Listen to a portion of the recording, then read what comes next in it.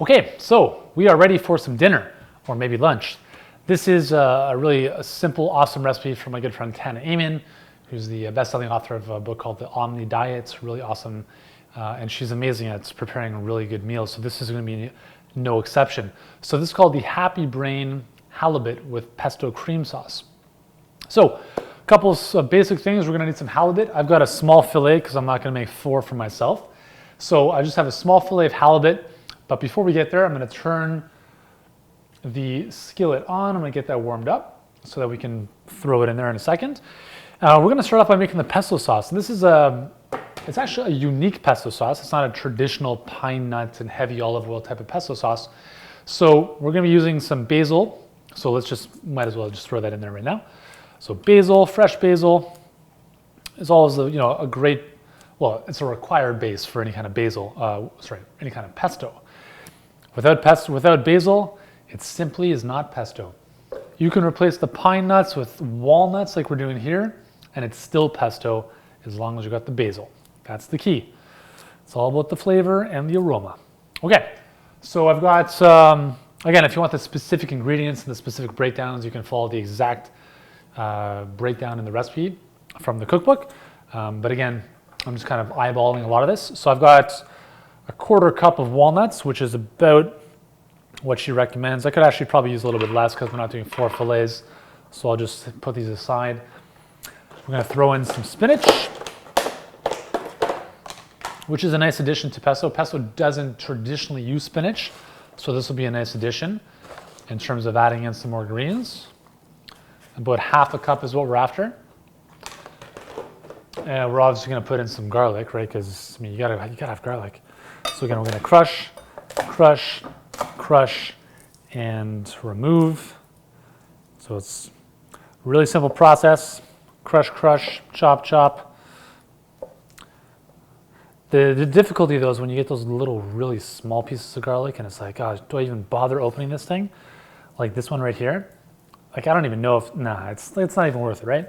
So we'll just work with these two. So we'll chop these up a little bit. We'll make the food processor's job a little bit easier. And just, getting off those extra little bits at the end, which are kind of tough. Okay, so we're just going to throw in some olive oil next. This is actually a really good case in point here. Generally, when you buy olive oil or oils in general, they should not be in a plastic bottle like this one, and they should not be in a clear bottle like this one. The reason for that is because oils are damaged very easily by light, heat, and oxygen. So these should be in a dark glass bottle and stored in a pantry somewhere relatively cool. Really important, okay? So I thought I'd bring that up for demonstration purposes. Coconut milk in a can is what we're using here. You can also use almond milk if you choose. I'm going to use a couple tablespoons of coconut milk, and we'll see how that goes in terms of consistency. And we'll throw in some good old sea salt that I've got chilling out on my cutting board. Now, if you're worried about salts, don't be worried about it at all. Unless you've got excessively high blood pressure, sea salt, the right kind, is actually really good for you. And it doesn't, it's not going to make a huge difference in terms of how much it increases your blood pressure, unless you have existing conditions that need to be taken into consideration. But anyways, let's grind this up.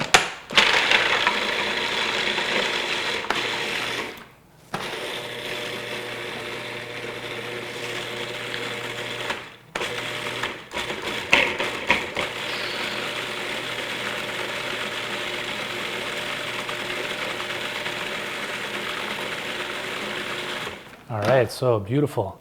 As you can see, we have a nice pesto-y consistency. Smells delish.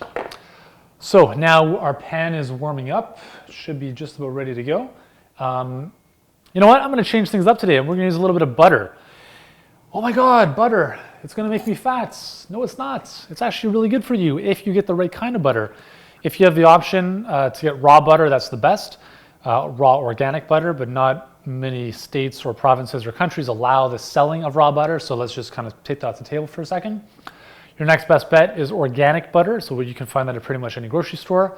Because remember, what the cows are being fed is what's coming out of their breast milk is what's going to end up in your butter. So make sure it's organic if possible, and grass-fed if you can even find that. And those are some important qualities with respect to butter. So I'm going to put a good healthy amount of butter in there. And butter doesn't really lead to excessive weight gain.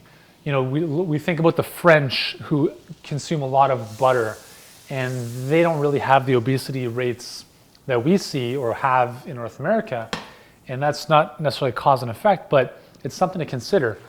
Because if you understand how butter is in terms of the chemical structure, sorry, I'm just putting the halibut in, putting it face down so the skin is up, and we're gonna let it do its thing for a couple minutes on that side. So butter, actually chemically, its fatty acid chains are very small, which means that the body is readily able to use those as fuel as opposed to being stored as fat. So meat, on the flip side, you know, the trim around the meat where there's like that fat, that's typically a longer chain fatty acid, usually 16 to 18, in around the 14 to 16 carbons. Hopefully this is not going over your head, but it's a longer chain than the chain that's found in butter. So the longer chains, the body has a tough time breaking down, especially when it's from a saturated solid fat. Butter, because of its short chain, is able to be very easily used as fuel by the body. So it actually doesn't lead to a lot of fat gain on the body, which is not something a lot of people know about. So that's just another reason that butter is all good if it's from a good quality source. But the key with fats is they must come from a good quality source. They have to be good quality fats, otherwise they become dangerous inside your body. Cool? Okay, so the halibut's doing its thing there. I'm gonna see if we can get another skillet going. We're gonna get another skillet going to warm up the pesto. I'll put it over here.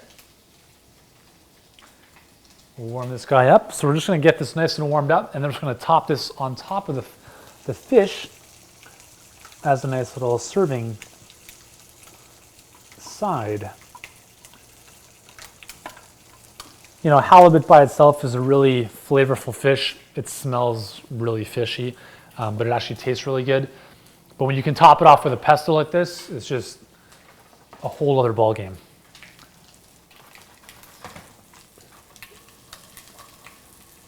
So the halibut is stuck to the pan, which is awesome. Not. I'm just gonna loosen it a little bit.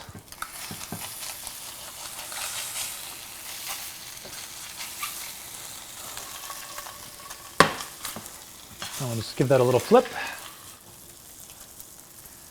So another thing with cookware, obviously it's a lot easier to use a Teflon pan because Teflon is non-stick, but the thing is Teflon actually has a lot of chemicals in it that don't do the body good. So you want to be looking for things like these kind of stainless steel type of pans, or you want to be looking for cast iron. And obviously they're not the best in terms of lubrication, so stuff does get stuck to them, but they are a little bit safer in terms of residues that end up in the body that we don't want to have in the body. So that's something to look out for. I'm just going to turn that off. The pesto sauce is done. It's warmed up. It's not boiling, but it's warm, so it'll add a nice little warmth to the fish. And now it's just a waiting game. So what else can I say about fish? Add a little bit of lemon juice on there. It's always a nice touch. We probably need a plate, so I should probably look at one of those. And this guy has got a few more minutes here. So one of the things you can look at with the fish is generally the fish itself inside shouldn't be pink. If you were to kind of open it on the skillet, it should kind of look white if it's halibut.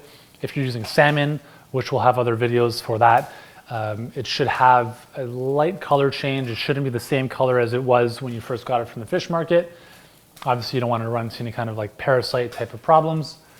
So just make sure you cook it, but you don't want to overdo it.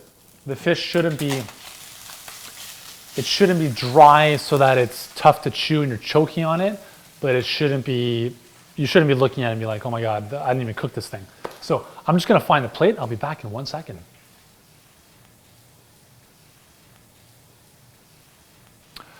Okay, so the fish is done. Gonna take it off the heat. Took about 5 or 6 minutes. Should be nice and well toasty. Not too toasty, but just enough. Now you can do a couple things with the pesto. You can drizzle it over top, a la kind of high-end restaurants. I'm not even gonna attempt that, but you can also just kind of place it on the side as a little accompaniment, like so. And you can just kind of like use it as a dip. So you can kind of take a little fork full of the halibut. So if we look inside the halibut here, that's well done. I mean, not well done as in like overdone, but it's, you know, white, so it's not pinkish, and it's got a little bit of give. So looks good to me. It's probably still pretty hot, but I'll take a bit of pesto, put it on top.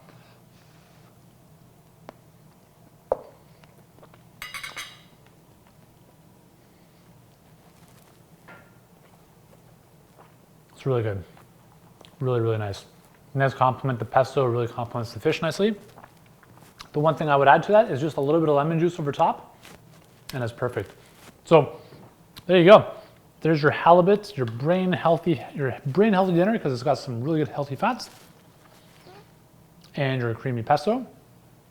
You can have that with any salad that we have in the book, any of the other sides, and it's a really, really nice dinner for you and your family to enjoy. Have fun.